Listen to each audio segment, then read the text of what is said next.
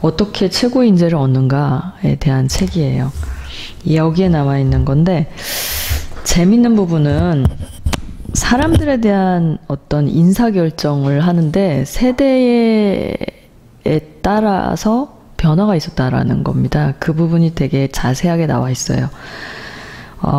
인간의 형이 하학적인 측면, 그러니까 1세대 인사에 대한 의사결정을 하는 데 있어서 되게 많이 오랫동안 차지했던 그 선택 조건이 인간의 형이 하학적인 측면을 평가를 했다라는 겁니다.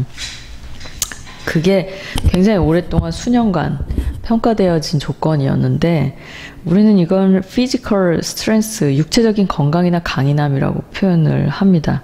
아직도 많은 그 포춘지 기업 중에 500대 기업 중에 많은 기업들이요.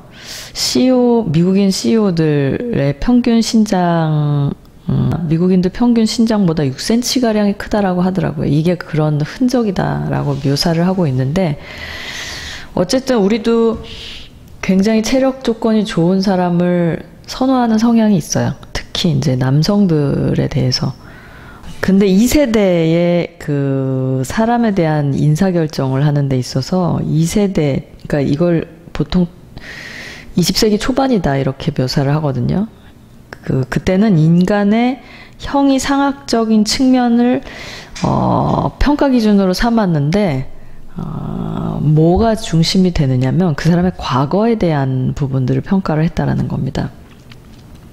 얼마나 머리가 좋은가, 그리고 얼마나 경험이 있는가, 그리고 얼마나 성과를 냈는가, 이 세 가지에 대한 평가를 했다라는 거죠. 그 사람의 과거, 그러니까 재능과 경험과 노력 이런 부분들을 봤다라는 거예요. 그게 20세기 초반까지의 판단 기준입니다. 인사결정을 하는 데 있어서. 교육 수준과 출신 학교가 명석함의 대리지표로 이 당시에는 굉장히 크게 사용을 하고 있었고요. 뭐 지금도 그런 흔적들이 많이 남아있고 여전히 그렇게 하고 있기도 하죠. 그리고 노동과 직무가 표준화, 분업화, 전문화되어 있어요. 그리고 자격증, 뭐 엔지니어, 회계사, 뭐 그런 것들이 적격자임을 보증하는 그런 기준적 지표가 되고 있죠.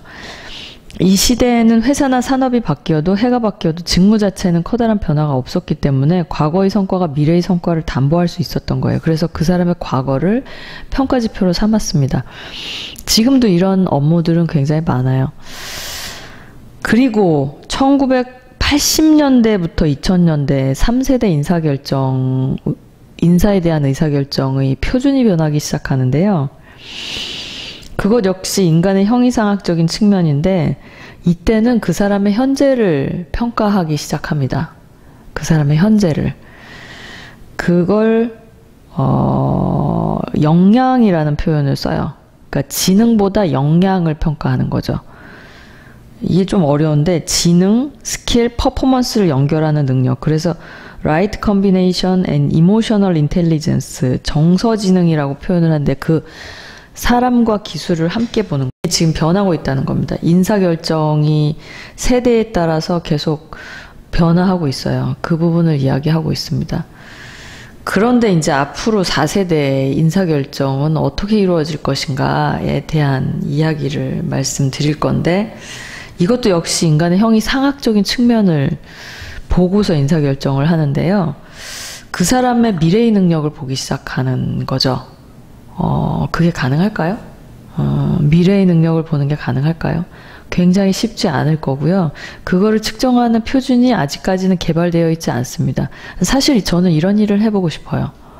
굉장히 재밌을 것 같고, 그리고 그것은 단순히 그냥 현재를 측정하는, 미래 이 사람이 가능성이 있다라고 하는 걸 측정하는 게 아니라 그거를 디벨롭을 해야 되는, 개발을 시켜야 되는 어떤 그런 비즈니스랑 결합돼야 되지 않을까라는 생각이 듭니다. 그거를 이제 하나의 단어로 아마도 2000년도 이후 21세기에 그런 부분들에 대한 중요성과 가치를 명시하기 시작했고, 그거에 대한 부분들을 우리가 주목하기 시작했는데, 그거를 한 단어로 뭐라고 표현을 하냐면 포텐셜이라고 표현을 해요. 잠재성. 이 사람이 잠재성이 있느냐 없느냐에 대한 것으로 인사결정을 하는 데 있어서 굉장히 중요한 요소로 자리 잡기 시작을 했다는 거죠. 그걸 보는 데 있어서 제일 중요한 거는 그 사람이 되게 내면적으로 강한 모티베이션을 가지고 있느냐, 이 부분에 대한 질문을 하고 있습니다. 즉 복잡한 문제에 대한 해결에 대한 책임감, 그러니까 복잡한 문제를 해결하고 싶어 하는 어떤 책임의식을 가지고 있느냐, 그리고 다른 직무 또는 갈수록 복잡해지는 직무를 만나도 적응하고 성장할 수 있는 저력을 가지고 있느냐. 그러니까 저 사람한테 일을 맡기면 실제 그 사람이 해본 경험이 없다고 하더라도 그 일을 해낼 수 있는 사람이냐 아니냐에 대한 부분들을 보려고 하기 시작했다라는 겁니다. 그런데 여기서 이제 잠재성의 조건에 대한 거를 한 6가지 정도로 좀 진단을 하고 있거든요. 이 6가지 항목을 그 사람이 가지고 있느냐를 봤으면 좋겠다라고 얘기를 하는 거죠. 그 중에 하나는 자아실현에 대해서 최선을 다하느냐. 이거는 매슬로우 욕구 단계에 이제 자아실현 욕구 단계가 있는데 그 부분에 대해서 이 사람이 내적 동기를 가지고 있느냐, 이걸 보라는 거예요. 그 다음에 이제 2번째는 사회와 대의에 이바지하려는 확실한 동기부여를 가지고 있느냐. 그러니까 개인적인 욕망이 아니라 사회적인 욕망을 가지고 있느냐. 사회에 기여할 수 있는 뭔가 가치에 대한 어떤 비전을 이 사람이 가지고 있느냐에 대한 질문을 하고 있는 거죠. 그 다음에 3번째는 호기심, curiosity라고 얘기를 하는데요. 끊임없는 호기심이라고 표현을 했어요. 그냥 단순한 호기심이 아니라 계속해서 호기심이 있느냐. 그러니까 새로운 분야를 만나면 호기심을 가지고 그런 부분들에 대해서 도전해보고 생각해보고 막 이러는 거죠. 그리고 4번째로는 keen insight 이렇게 표현했는데 통찰력을 바래요. 그러니까 그냥 겉으로 나타나 있는 그런 현상과 그 사람의 내면 세계에 가지고 있는 그런 본질적인 측면들, 그런 것들에 대한 인사이트를 가지고 있느냐, 이 부분을 중요하게 보는 거죠. 그리고 이제 5번째는 하이 레벨 인게이지먼트라고 했는데 몰입도가 있느냐예요. 어떤 일을 하는데 집중하고 거기에 대해서 이렇게 몰입해가지고 빠져드느냐, 그런 사람이냐 아니냐에 대한 부분을 검토해 보면 이 사람의 미래 잠재성이 있다 없다에 대한 부분들을 알 수 있다는 거죠. 그리고 마지막으로 6가지는 determination이라고 표현을 했는데 결단력을 말하는 것 같아요. 어떤 사람이 우유부단할 수는 있잖아요. 굉장히 이럴 땐 이렇게 할까? 저럴 땐 저렇게 할까? 이렇게 고민할 수 있는데 determination이라는 거는 충분히 고민하게 난 다음에 결정할 때는 단호하게 결정을 한다는 거죠. 그렇게 할 수 있느냐에 대한 부분들을 물어보고 있는 것 같아요. 그래서 이게 people decision, 그러니까 우리가 함께할 사람들에 대해서 인사결정을 할 때 시대에 따른 변화의 어떤 트렌드, 그러니까 변화가 이렇게 하고 있다라고 하는 거에 대한 이야기들을 하고 있습니다.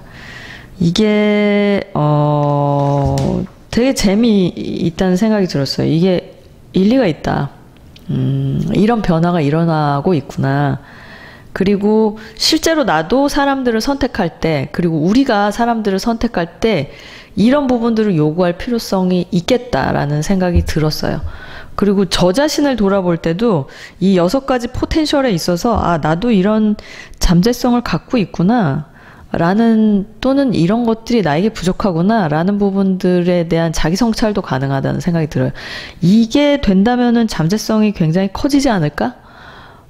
이런 항목들 체크리스트, 일종의 이건 사람을 확인할 수 있는 체크리스트인데, 그런데 이걸 어떻게 측정하느냐에 대한 부분은 또 다른 문제가 될 수 있겠죠. 그 부분에 대한 것들은 조금 더 연구해 볼 필요가 있을 것 같습니다.